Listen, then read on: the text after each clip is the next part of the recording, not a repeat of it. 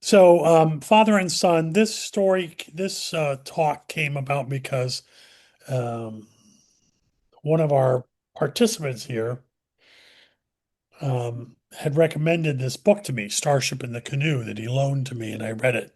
Kenneth Brower. The book dates from the mid 70s, and it's really a um, treatise on this father and son team. Freeman Dyson, mathematician and physicist, and his son George Dyson, who has become a historian and kayak builder. And I figured that would appeal to you, Frank. We'll talk about him in more detail a little bit later on.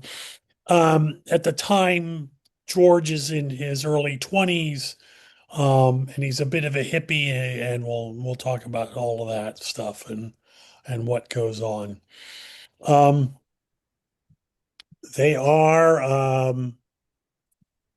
They are the descendants of George Dyson the Elder. This is Freeman's father. He was a musician and a composer, and he's a musician sort of the traditional early 20th century classical British music sense. Nothing spectacular. I haven't really listened to any of his pieces yet. Um, and Freeman is born to George. George will have two kids, Freeman and Alice. Um, and Freeman and Alice's mother is a lawyer. So we're coming from a long route of intellectual types. It's interesting that George Dyson, as many members of his generation had to do, he served in World War I with the Royal Fusiliers, and he writes a pamphlet on grenade warfare, on how to best use grenades in the trenches. And that pamphlet is used for the British Army for quite some time. He will eventually be invalided back to Britain with shell shock, or what we would know more modernly as PTSD. He served in the early part of the war with the Royal Fusiliers, and this picture of the soldiers below is actually um, um, the Royal Fusiliers sitting out at just after the Battle of Mons. So he would have seen some of the early action at Mons and such up through early 1960. He gets back, and actually his PTSD will sort of, you know, encumber him the rest of his days. His war action, as many of that generation suffered. But he does become the director of Royal College of Music and plays a role in developing rafts of musicians going forward.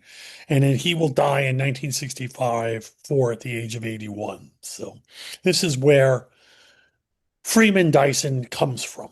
Now, Freeman Dyson, at a very early age, he's a mathematician, and he is at age 19 drafted into the RAF.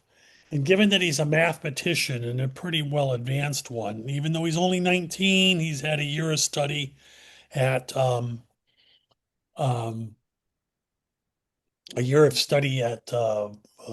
Trinity College, I think. In We'll talk about that in a bit. The RAF sends him off to work in the operational research section, where they put all the mathematicians and the bright thinkers to come up with strategies to win the war better. And one of the things he's assigned to, actually, we'll talk about the operation research section. Small team of mathematicians and scientists. They're going to how to reduce losses. They study the Battle of the Atlantic. For instance, they develop techniques for better depth charging distribution, how to design better patterns of depth charges to be more likely. And they're going to use statistics to verify safest methods and formations for bombers and to investigate the effectiveness of various radar countermeasures. So that's what they're assigned to do. And at the time, Bomber Command, which is, in in 41, is carrying the war alone to the German. It's before the Americans join in. They go to nighttime raiding, and 55,000 casualties are suffered by Bomber Command. And that's a 44% casualty rate. Just terrible. That's What?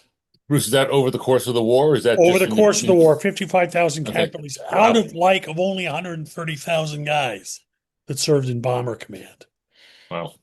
So that casualty rate is actually worse than low-ranking officers in World War I trench warfare. It's just hideous. And that's what they're worried about. It's by comparison, the 8th Air Force flying over the same territory in the daylight, but later in the war, they only have an 8% casualty rate out of 360,000. So I'm kind of was surprised by those numbers to see that American bomber forces in Europe were, almost well over twice what the British had committed to it. But Yeah, they are, and the Americans talk about the terrible losses, and it's only 8%. Can you imagine 44% yeah. losses? Bruce, in your research on this and looking at was my inference would be that those 50,000 are skewed more toward the early part of the war before they had improved doctrine and improved Exactly. And that's where this ORS is coming in. yeah, Dyson doesn't show up till 43. One of the first things they do is they design chaff or window. That's where they dump a box of aluminum paper out the side of the window to confuse the use German the radar. radar. Yeah. That actually works for a while, but then it works up until the Germans counter it by a technique which is, okay, we can't tell you which one's an airplane. The Germans had been guiding their night fighters towards the airplanes directly. Chaff makes that hard to do. So the Germans changed the technique to, we're going to guide you to that cloud. That cloud has got bombers and chaff. Just find the bombers and shoot them down. And so the window and the chaff stop working after a while. Um, so Dyson is assigned the job of trying to figure out what formation is best to do it. And basically, up until Dyson comes along, and they're working on a ton of different problems. But one problem that they had identified but didn't have the manpower to work on was this: should the bombers stick close together in formation, or should they each every man for themselves on the way home? Basically, they had a tight formation going to the bombing thing, but it was British practice to break off and just boogie out on your own for home when after you dropped your load. Um, and basically, Tyson starts to study this by interviewing um, ground crews and stuff, and doing mathematical thought experiments. And he basically proves that if they would be better off by sticking together, that the separated planes were easy pickings for the Germans. Um, and they convinced the bomber command to do that, and losses drop a little bit because of that. What's interesting though is that some other recommendations they made were not picked up on. For instance, they recommended removing a couple of the gun turrets and taking the crew off that fought those guns to lighten the planes so the planes could fly faster. And they felt they mathematically proved that the planes would be safer. But Bomber Command and the bomber crews themselves, what do you mean we can't shoot back? Mm. They weren't having any of that. Um, so and So the ORS, I wanted to read about a little bit about it, is they had sections, and ORS 1 was bombing effectiveness. ORS 2 looked at bombing losses, and it was broken into sections where there was Section A would go and interview the crews. Section B would look into studying the effectiveness of electronic countermeasures. Can we jam the German radar? How does window work? Et cetera, et cetera. Section C was studying damage to the returning bombers, um, um, and how to improve that, how to cut down on problems. Section D, and there's a famous statistical story that comes out of World War II where they had this crew studying the damage to returning bombers to determine how to make the bombers better. And then eventually somebody pointing out, hey, wait a minute, that's stupid. You're studying the planes that returned. You need to study the planes that didn't return. Yeah, makes sense. Yeah. You're studying the planes that made it back. That's not the problem. Yeah. Uh, Section D, which is where Dyson was seconded to in 1943, was doing statistical analysis and mathematics, and he focused on studying as I said, studying the effects of tight formations and whether that would reduce losses. And when they do adopt it, it will. What happens though is it turns out, and they only learned this interviewing the Germans after the war, is that the Germans had developed a night fighter technique where the German planes had an upward firing cannon, 60-degree upward slanted cannon in their fuselage. And basically, they would fly under the British formations and then fire this cannon upwards into them. So the British crews never saw them. The British crews would say, we were flying along, never saw a plane, all of a sudden we were shot down. And surprisingly, the ORS never figured out that that's what was going on. They would interview crews, and nobody ever got close to even determining that this was a German tactic, which, had they figured out that that might have been a tactic and a technique, maybe they would have come up with countermeasures. Yeah. The Uh, British bombers didn't have a belly turret. I was looking at that. They apparently didn't. Hmm. And at nighttime, it's easier to Yeah. pull that stunt in a B-17 in daytime with the ball, like you say, the belly bolt turret, and you're gonna get a face full of lead. Yeah. And then the ORS 3 section was history. So the book refers to Dyson's time in this, and maybe based on interviews with him, feels like he was scarred in the that he was done, and the book refers to the fire bombings of Dresden and Hamburg that um, um, the RAF was involved in, and they point to Freeman being um, carrying some guilt about that, the fire bombings and the deaths there. Um, the RAF, the British statistical and scientists were actually studying how to make the fire bombings more effective. How do we officially start a firestorm? They actually worked on stuff like that. It gets into the whole history of the bomber command and bomber Harris, the guy who was in charge of bomber command. He is a really mixed historical fellow because he helped win the war. On the other hand, he was just absolutely brutal about it, as you know, as sometimes wars have to be. I found this quote by Freeman Dyson later. The history of the 20th century has repeatedly shown that strategic bombing by itself does not win wars. Hmm. Maybe we should tell somebody. And that was exactly my thought when I read that quote. Maybe Yeah. there's somebody that needs to learn from history. All right. So Freeman Dyson, post-war, he returns to Trinity College in Cambridge, and he gets his BA in mathematics, but he never seemed to get a PhD, but he was a brilliant mathematician. And early in his career, he's writing papers on numbers theory. And in 1947, he moves to the U.S. and Cornell to work on some stuff, and he meets and befriends Richard Feynman, who is a eventual Nobel laureate for his work in quantum mechanics. Freeman knows him before that, but gets to know him and then become lifelong friends. And Dyson does some of his work. Back in England, he did some work on Feynman diagrams. Now, Feynman diagrams are something Richard Feynman had designed to help explain quantum mechanics.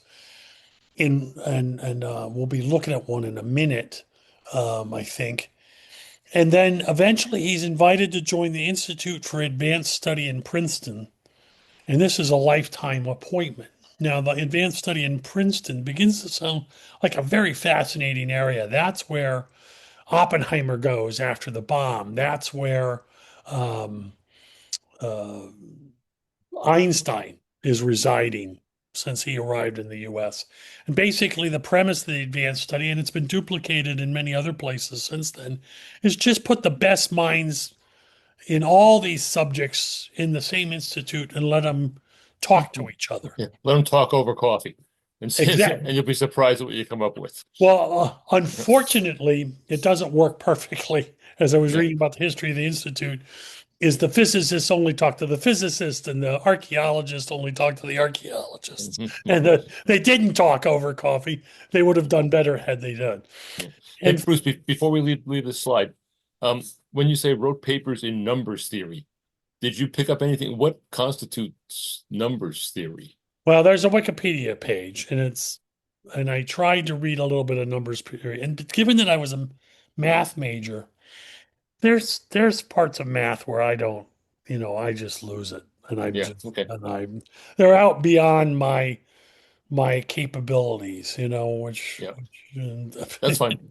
Okay, I just wanted to. but if you I want to go read numbers theory, go read the Wikipedia. I was just reading the Wikipedia page the other day, and they're like numbers theory, and then they're like so and so's theorem and so and so's, and I'm like, I don't understand half these words. yeah. If you came, Okay. yeah, we'll talk a little bit more about that. Okay, the Feynman diagrams in the Dyson series. So the Feynman diagram, which is this little, and this is a picture of Feynman himself in his later days. This Feynman diagram actually is his diagram for how quantum mechanics occurs. All right. And it describes the interaction and behavior of subatomic particles. And it was it's been part of the breakthrough of quantum mechanics. It's eventually one of the things that'll help Feynman win his Nobel Peace Prize or Nobel Prize in Physics. Dyson's contribution was that he developed mathematics that helped make the diagrams more accessible. Feynman had come up with the diagrams and the theory, but Dyson refined the mathematics, and this is his driving mathematical genius. He realized that Feynman diagrams can also be viewed as a representation of the logical content of field theories, as stated in their perturbative expansions. And I give the quote of the guy who said that. Um, quantum electronic, quantum electronic dynamics and the men who made it, Dyson, Feynman, Swinger, and Tomanek, as I quote from that book. So don't know a whole lot about it, but it's sort of like Feynman's the brilliant physicist, but it's Dyson who's the mathematician that turns it into something workable. All right. Um, Feynman in 57 gets a job with Project Orion. And the theory behind Project Orion is we're at the start of the space race. And the theory is, and somebody else had come up with the theory, is that we could build a rocket that is propelled by nuclear explosions. And you're going to use the theory of it is you're going to use repetitive atomic explosions to propel the spaceship. And they have to design and build this and to develop the theory. And by repetitive nuclear explosions, we're talking about setting off a nuclear explosion at the back of the spaceship to propel it probably every second. Just a series of, and so the issues they had and the book covers this in a bit of detail about what they had to do and how they were overcoming their obstacles. One of the obstacles is, well, how do you how does the propulsion work without destroying the rocket itself? So they build blast plates. Well, what to make the blast plates out of to best survive and how to survive that and how to keep the crew from being irradiated by all the radiation you're setting off with the nuclear explosions. And initially their plan was to be a ground launched version, but then they realized that with all the nuclear explosions going off to set off a couple thousand nuclear explosions as you go into space would probably not be a great idea. Maybe we could get it into space and start them there. Um, there was also some work on building nuclear explosions that would be less contaminated than your bomb explosions. So they were doing work on that. And really, their vision was with this spaceship, you could get into interplanetary travel. You could literally, you know, get to Jupiter and back in a reasonable amount of time. And that was the goal. And the people working on this project, including Freeman Dyson, had visions that if they built this rocket, that within 10 years they'd be going to Jupiter and Mars. And he planned to go on those trips. He really envisioned himself going on those trips. We got a diagram of the rocket that they eventually developed. And then this little model of it off to the top right is a model that is now in the Smithsonian Air and Space Museum, a little mock-up of what this thing looked like. It's practically the only remaining relic of this project. Um, Ultimately, the competition in the space race will come from Wernher von Braun's chemical fuel systems rockets that he was working on that lead us to the Redstone and the Gemini and the Apollo programs and the Saturn V. And they went out because they're just not contaminated. It will also get turned down when the partial test ban treaty gets passed in 63, 64. And basically, that rules out nuclear explosions in space. And well, okay, you can't do it. And they tried to get an exemption in the nuclear test ban for using nuclear explosions as propellant of rockets, but the Russians just weren't buying it during the negotiations. They do successfully test their propellant theory using regular explosives to launch a small prototype rocket several hundred feet in the air by just releasing a series of chemical explosions at the back of the rocket. And this picture is an outtake of a video of this thing being boosted into the air by just repeated explosions. So he worked on Project Orion and was a lead mathematician there. He then goes back after Project Orion and goes on and continues to work at the Institute on various math and physics problems. And it's a strange combination or an interesting combination of math and physics that he works on. He'll work on a physics problem, then he'll get involved in math.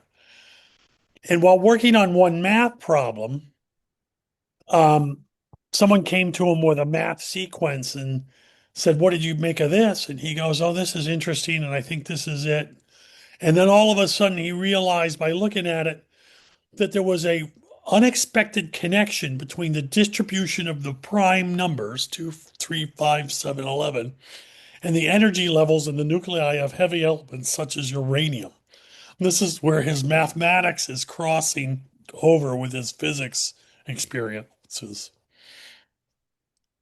He makes a number of contributions to number theory, Dyson transforms, which helped improve upon Mann's theorem. So now you ask for it, Frank.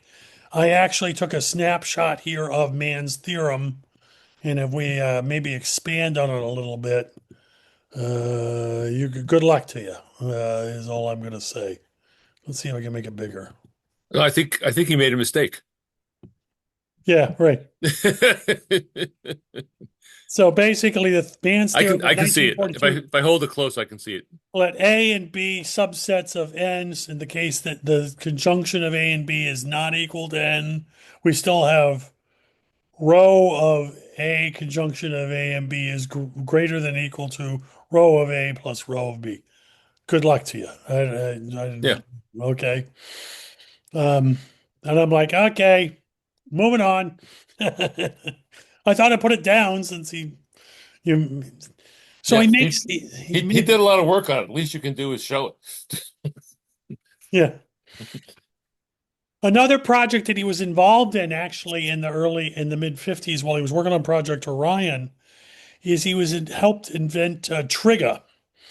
And Trigger is a small, inherently safe nuclear reactor used throughout the world in hospitals and universities for the production of medical isotopes. And both Project and Orion and Trigger come out of the concept of the Atoms for Peace program. That was an idea in the early 50s of like, hey, we've cracked the atom and we've made bombs. That's great, but can't we do good things with it, not just horrific warlike things? And, they tried all sorts of things. There were ideas to, you know, mine using atomic weapons and, let's build tunnels under the Rockies with atomic weapons. Yep. But Trigger, and, Project Orion was part of it, but Trigger was successful leading to it. Um, and basically, the team was started by Edward Teller. Edward Teller is the guy who's the father of the H bomb, the thermonuclear device, as compared to just an atomic device. And Teller is like, can't we, had this idea, and so Dyson is assigned to the team and will play a key role in helping design this whole water-based system. And they're going to build 66 of these units, and they're stored in various countries. Um, there's there's about a dozen of them still operational in the United States, and the closest one operational to my brother and us is operational at State College in Pennsylvania. It's still in use to this day. Yeah. They used to have one at MIT, I think, didn't they? Um, I never saw that on the list of ones they had said. I know that MIT had an operational nuclear power plant. I don't think Maybe it was that's it. this. Maybe that's It's a it. Yeah. different thing. Yeah. Um, these would be in hospitals. These Yeah. literally would be in hospitals. Well, when you're talking about Atoms for Peace thing, I remember reading, and while you were talking, I just went back to Google and just verified it. Mount Snow, the ski area in Vermont, Yeah. there was a plan developed in the 60s to detonate an atomic bomb at the base of the mountain to basically change it so to make it to make it more of an open ski area. Ah, yeah, let's just drop a bomb on Vermont. Yeah, yeah. Well, they didn't drop it; they would have put it, Yeah, I underground. know, but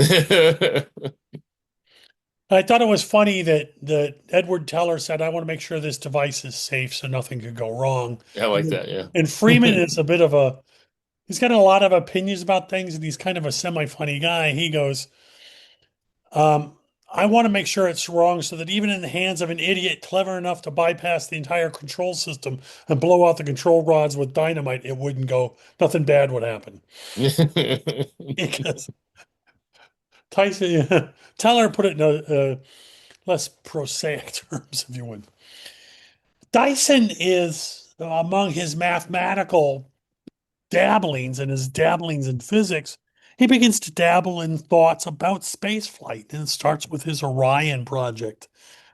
And they even talk about, well, how could you use, you know, Orion to get Orion type system to get to Alpha Centauri and stuff. So anyway, Dyson spheres or Dyson swarms are a better thing. He came up with this conjecture in the early 60s, and it's a structure built around a star to capture much of the energy of the star, and it's an idea. And it comes from another idea where um, there is these I can't remember the name of this guy, but there's another physicist or scientific thinker who said that there are types of civilizations. He grades them. A type zero civilization is just any civilization chugging along, and we're still a type zero civilization. Although they think we're getting close to becoming a type one civilization, which controls all the energy output of its current planet. And a type 2 civilization would be a far more advanced that can control all of the energy output of the star that it system that it inhabits. And that's the kind of civilization that would build a Dyson sphere to do this. And a type 3 civilization would control the energy output of its entire galaxy. All right. And anyway, these Dyson spheres were actually first imagined by the writer, science fiction writer Olaf Stapledon in his 1937 novel Star Maker. And and Dyson writes about these in the paper Search for Artificial Stellar and Sources of Infrared Radiation. He was responding to the stories that we had begun searching for radio signals of interstellar civilizations or other civilizations, and that was the beginning of search for extraterrestrial life. And he's Hmm. like, forget that. He said, if you've got an advanced civilization, they're going to have built these swarms around their star to collect energy from the star so they could trap that energy and use it. And what that swarm is going to do is going to give off its own radiation in the infrared band that we should be picking up. So be looking not for radio waves, you should be looking for stars with heavy infrared signatures. And they actually have had projects where they go looking for people, stars with strange infrareds and candidates. And every once in a while they'll figure one out and they go, we got one. Oh no, that's just dust. This one for sure. Oh no, that's just. So they have been doing this under his theory. Dyson hated the name from Dyson spheres and thought that they should properly be named after Stapleton, who first described them. They Yeah. should be called Stapleton spheres. Many examples in science fiction of Dyson spheres, most in passing. um, I was thought that was interesting. My first memory of coming across them in sci-fi is I watched a 1992 episode of Star Trek: The Next Generation called Relics, and this is the one where they find Scotty from the first Star Trek in suspended animation, and they bring him on board with Geordi, and they're stuck inside a Dyson sphere that's been abandoned, and they're trying to escape, and Geordi has to figure out how to escape, and Scotty keeps nudging him and heckling him from the sidelines. One of my favorite Star Trek episodes. It actually has one of my favorite Star Trek quotes too. The captain calls down to Geordi and says, "How soon can you get this done?" He says, "Oh, it's going to take me about an hour." And so Scotty says to Geordi, "Well, how long is it going to take you?" And he says, "Oh, it's going to take me about an hour." And he goes, "Oh man, you never tell your captain it's going to take you an hour Yeah, yeah. when it's only going to take you an hour." He says, "If it's going to take you an hour, tell him it's going to take you a day. If it's going to And then take you a he's day, tell him it's going to take you a week." He right. says, Yeah. Then you get it done in an hour and you're a hero. "How else are you supposed to perform miracles?" One of I my remember great, that. I remember that episode. And one of my favorite Star Trek quotes. yep, yep. Yeah. The Hi, John. Sorry you're joining late, but we have been recording this, so you'll be able to catch up with us. Um, the the on that others, episode, if I remember correctly, they picked up something Scotty had basically there was something was happening, the ship's destruction was imminent or he was in some situation So where he beamed himself out. he beamed himself into like nothingness, and then basically so that eventually somebody would find that and then beam him into the ship. Right, exactly. If I remember correctly. Now, the Dyson sphere doesn't get really explained in the episode. It just is, and it's a derelict and has been abandoned. And and they said that this is a trope in sci-fi known as the big dumb object.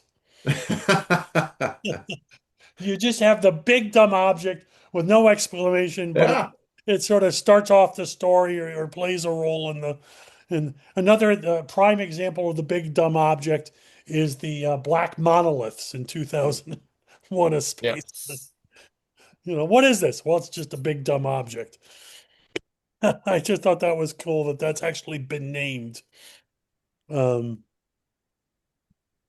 so Freeman had a whole lot of ideas about space flight and thought experiments. One thing is he thought that we could create life on comets, and he hypothesized how you could genetically create a tree that could survive and grow on a comet, and that would help produce life on comets. He imagined traveling among the planets and the stars, and how would you do that? And um, it how would you do that? What would it be like? How long? The nearest star is 4 light years away, but using the best stuff, using even like the Orion Project rocket, you couldn't get there for 130 years. You know, um, just insane. He also imagined eternal intelligence. He basically did a mathematical proof that how a civilization could outlast the heat death of the universe. Now, I've been following a lot of, I love to, what if I'm not doing history on the internet, I'm doing physics and astrophysics. And basically, there's a hypothesis that in, I don't know, it's 20 billion years from now, with the expansion of the universe, essentially the universe will die out cold. Everything will just, energy will just have dissipated to the point where there just is no energy. Stars will have died out, uh, just no energy at all. And Freeman was trying to overcome that by coming up with a thought experiment of how would a civilization deal with that, an advanced civilization deal with it. And basically, he said that what they would have to do is find a way to slow down the apparent time, the time that their civilization is experiencing. And through techniques of slowing it down, they could basically live forever in this slowed down time, even though the universe itself was, and it would have to be done with minimal energy because there would be minimal energy in the later universe. And I thought it was interesting with all his work in mathematics, all his work in physics. They never got the Nobel Prize, and there were some people that are like, oh, he was robbed. And he himself said, I think it's almost true without exception. If you want to win the Nobel Prize, you should have a long-term attention span and get a hold of something deep and important and stay with it for 10 years. That wasn't my style. Yeah. Not a lot of people's style. That's all right. Yeah. So he has a lot of interesting talks. There's a lot of videos out there where you can watch him sitting in his office prognosticating on this, that, or the other thing. The other thing that he actually worked on in his later years is he started working on climate change. And he actually was an outlier in that he thought that, well, that climate change wouldn't be all that bad. That he thought that um, there would be upsides to the increasing carbon dioxide in the atmosphere, that we were underplaying when everybody was doing the overplaying of the dangers of it. So he's an outlier when it comes to that. A lot of good videos of him live talking about his various thoughts of this stuff. All right, his son George Dyson, George's mother, so one of Freeman's 2 or 3 wives, I can't remember, but George's mother was a mathematician in her own right. So again, George is coming from a long line of not stupid people. You know, and in his early years, he dropped out of Cal Berkeley. He went there for like a month and dropped out, and he was cracking up. I was watching a video of George the other day. He cracked up because Cal Berkeley made one of his books that he writes later mandatory reading. He says one of the reasons I dropped out of Cal Berkeley was all the mandatory reading they were making me doing, and now you've Yeah. made me part of the problem. And he basically becomes a hippie. He's like a hippie. It's the early 70s. And he goes up to British Columbia and he's working on deckhands on the coastal trade on boats traveling up and down the coast. He gets involved in a scientific forestry project where they camp out on this isolated inlet for an entire couple of seasons.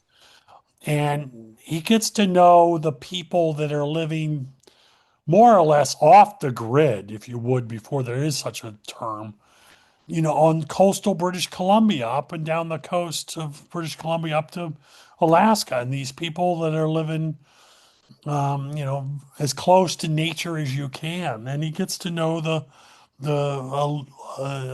introduced to the Aleutian culture of the natives up there and how they did their stuff. And he gets to know the hard. So, for instance, one of his deckhand projects he talks about, and it's in the book, is that he's hired as a deckhand to help transport this man, his family, all of his possessions, and all of his cattle up to British Columbia because they were moving from Montana because it was getting too crowded and they wanted to go where nobody else was going to be. So, how do you moving cattle on this barge? He stays 20 years in Canada and he builds a tree house 50 feet up in the air, and that's where he lives for 3 years. And I've got a Crazy. picture. This upper right hand corner is a picture of that blooming tree house 50 feet in the air. But one of the things he also gets into while he's up there is he gets very interesting in studying the culture of the Aleuts, the natives of the area, and how they had seagoing kayaks. And he's fascinated by that. So he begins to dabble in building seagoing kayaks. And they talk about this in the book and how he got his start. And he builds one for himself and he builds one. And he's paddling all up and down the coast in the kayaks that he builds. He will ultimately build this multi-person, 20-person kayak called the Mount Fairweather down below, made out of aluminum ribbing and fiberglass, built along the traditional lines of a kayak of the Aleut people that they would have used wood and hides. He's using, aluminum and fiberglass, but it's built exactly to their design and specifications. And he knew they had built multi-people kayaks, so he did it, and it's just this huge thing. There's whole stories on the Mount Ferry where they're out there, and about how it sat in a abandoned for several years, several decades actually, until it was brought back and has been rehabilitated, and still it will be occasionally used for outings and stuff. He is the founder of a kayak company that will produce fiberglass kayaks to the traditional Aleut designs, Dyson, Bardarka, and Company. And in fact, this particular Aleutian kayaks are known as Bidarkas. Okay, and so he found that company, and to this day, you can buy one of your kayak from this guy, Frank, if you want to get a nice ocean-going kayak designed. You know my theory about ocean kayaking, right? What? What's that? Why I paddle in lakes and rivers? Why? Well, because when I first started kayaking, I did a lot of research, and I was unable to find even zero cases of anybody ever being eaten by a trout. Ah, Okay, there you go. Um, Freeman Dyson's later career, by the way, is as a scientific historian.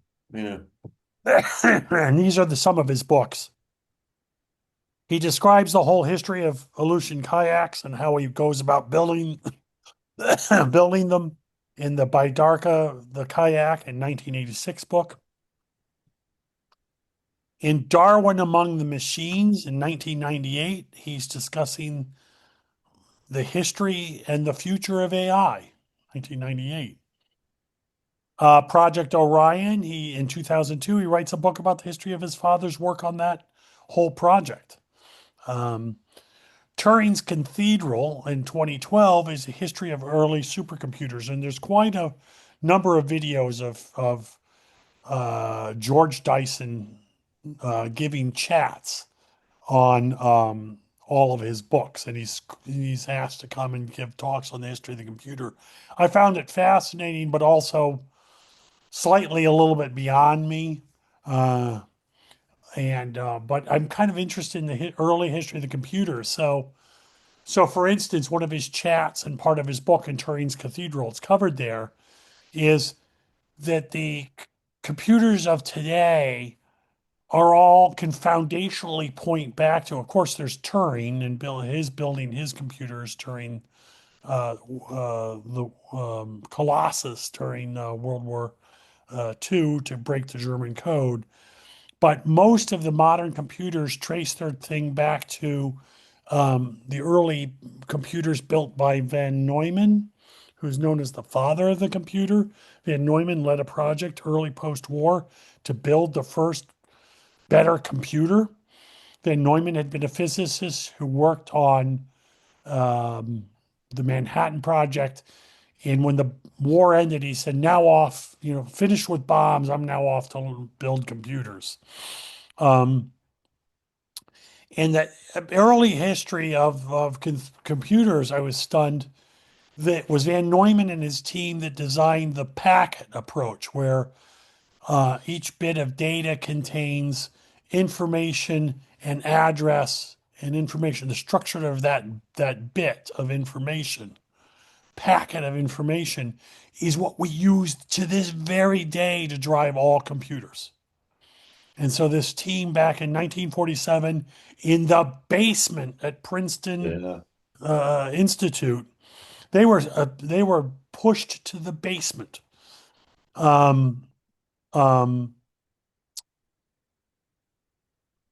Because you guys are just crazy and you're the computer geeks, and nobody wanted to talk to the computer geeks.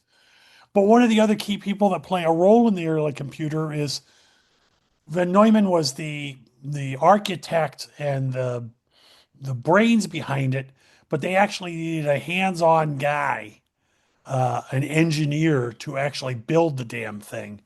And I can't quite remember his name. But they're just now beginning to recognize that engineer, this guy Julian, was the one who made it become real.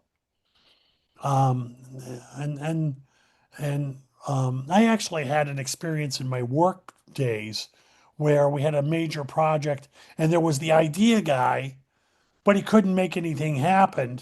And then you had the operational guy who could make it happen, but didn't have the big enough imagination to do the big idea. And it took the cooperation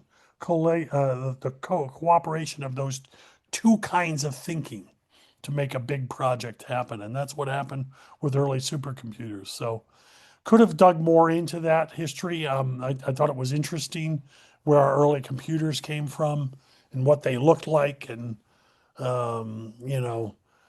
one of the things they talked about in the early computer days is one of the early leading companies in computer design was RCA.